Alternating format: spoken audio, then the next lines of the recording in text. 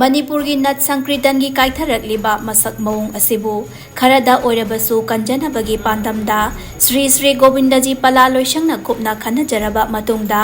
लौजबा वारिब की मतुंग इना मणिपुर दा लैरिबा नाम सोनबिरिबी ओजा सिंह हौजिक संकीर्तन की सेवा चटपिरिबी इचे इचल पुमनमकी अपुनबा खननैनबा मिफम अमा लाक्लिबा तांग कुनगा हुमदोय था मंगा इंग्लिशिंग अनि कुनगा मंगा कालेन की कुनगा तरुंगनी पानबा इराय नुमित असिदा श्री श्री गोविंदजी पला लोइसंगदा नुंथिल पुंग अमा ताबा मतमदा पांगथोकजगनी हाइना तौरंबा अदु हौजिक लेबाक असिगी लुरबा फिबम असिना मरम ओइरगा यैथोक्तबा यादबना जून की तांग तरेत इंगागी 13 पानबा थांगजन नुमित मफमना श्री श्री गोविंदजी टेम्पल दा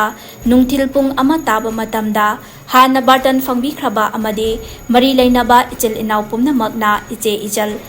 क्वाई खिबिंगना लेंबिरक्तुना खना नैनबा मिफम असिबु सरुक याबियु अमदि मपुंग फाहनबियु हाइना नोलुकना हाइजरी नोलुक चरिबसिंग श्री श्री गोविंदजी पला लोइसंग GTV इम्फाल मणिपुरी नट संकीर्तन की कायथरक्लिबा मौंग असिबु खरदंग ओइरबसु कंजनबगी पांदमदा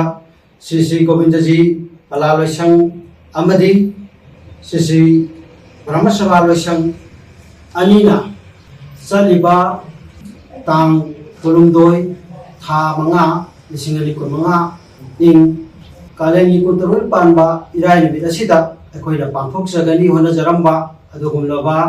अखोइ सि मणिपुर संकीर्तन की कायथरक्लिबा मसक असि खितंग कंजनबगी खननैनबा मिफम अदु लेबाकी हौजिक ओइरिबा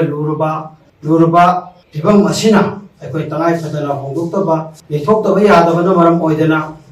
श्री श्री गोविंदजी टेम्पल बोर्ड के अयाबा लौजरगा श्री श्री गोविंदजी पला लोइसंग अमदि श्री श्री गोविंदजी ब्रह्मसभा लोइसंग अनीना हारिबा खननैनबा मिफम असि अखोइगी मथंगी जून की तांग 8 थांगजन नुमित इंगागी 13 पानबा नुमित असिदा नुंथिल पुंग अमा ताबा मतमदा सोइदना पांथोकजरगनी हारिबा मिफम असिदा हाना बातोन फंगबिग्रबा अमदि अखोइ मरी लैनबा पुनमंगना मतम चाना पुंग अमा नंगबा लेंबिरक्तुना हारिबा खननैनबा मिफम असिबु सरुक याबियु हाइना श्री श्री गोविंदजी पला लोइसंग अमदि श्री श्री गोविंदजी ब्रह्मसभा लोइसंग अनीना खुलुना खुरुमजबा लोइना हाइजरी।